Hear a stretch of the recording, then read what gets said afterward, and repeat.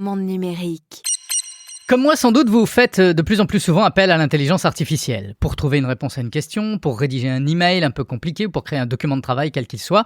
Faire travailler l'IA à notre place, à la place de notre cerveau, c'est quand même super agréable, même s'il faut ensuite corriger le résultat sur la base de nos connaissances personnelles. Mais le problème, c'est que les connaissances et le savoir-faire de l'intelligence artificielle s'appuient sur des connaissances et du savoir-faire humain. Et oui, parce qu'à la base, les IA ont été entraînées sur des contenus générés et produits par des humains. Les grands modèles de langage ont aspiré quasiment tout le savoir disponible sur Internet, et un jour, ils auront aspiré tout le savoir disponible sur Terre.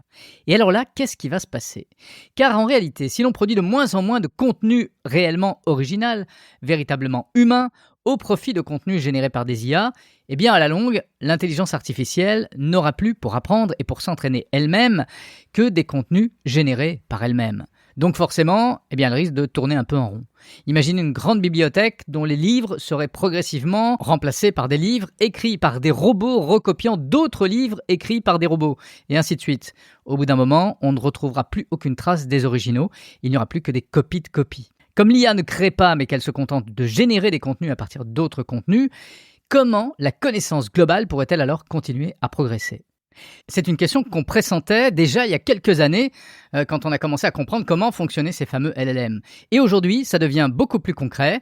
On parle de risque de collapse informationnel ou de régression modale. Pour prendre encore une image un peu douteuse, c'est un peu comme si quelqu'un mangeait uniquement ce que produit son corps, si vous voyez ce que je veux dire. Forcément, à la fin, il tombe malade, voire pire.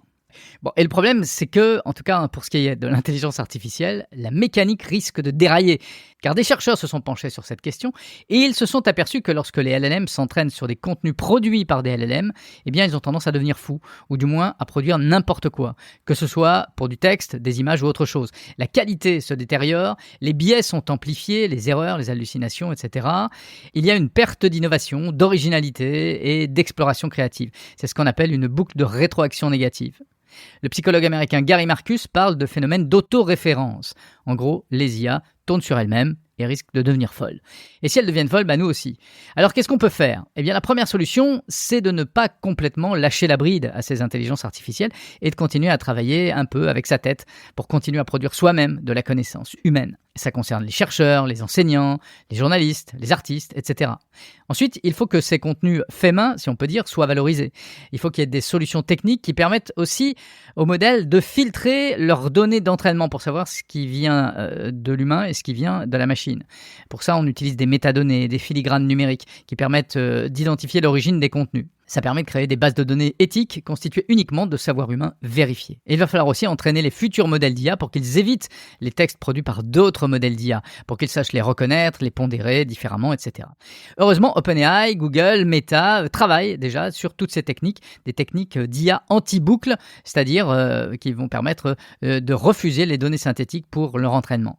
Dans l'utilisation de l'IA ensuite, il faut veiller à ne pas entièrement automatiser les systèmes collaboratifs et toujours laisser de l'humain dans la boucle, car c'est lui qui pourra insuffler la petite dose de véritable innovation dont on a besoin.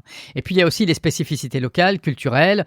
Il faut que les modèles d'IA soient entraînés sur des corpus spécifiques, multiculturels, multilingues, pour éviter une homogénéisation du savoir qui pourrait devenir toxique. Enfin, et c'est peut-être le plus important, nous devons nous éduquer pour avoir un usage critique de l'intelligence artificielle, c'est-à-dire savoir reconnaître les limites des contenus générés et avoir à sa disposition des outils pour analyser, vérifier et enrichir ce que produit l'IA. Pas question pour autant de se priver de l'intelligence artificielle qui va devenir absolument indispensable au quotidien, mais si on veut s'en sortir, on a intérêt à ne pas complètement lâcher la bride à l'IA et veiller à garder le contrôle.